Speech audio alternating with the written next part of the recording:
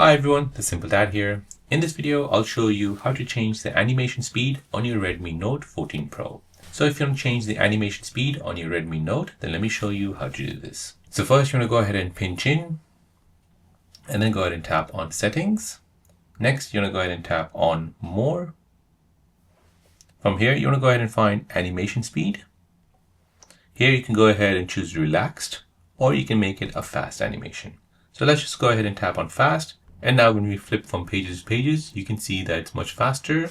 To make it a bit more slow, go ahead and open up Settings, More, Animation Speed, and make it Relaxed.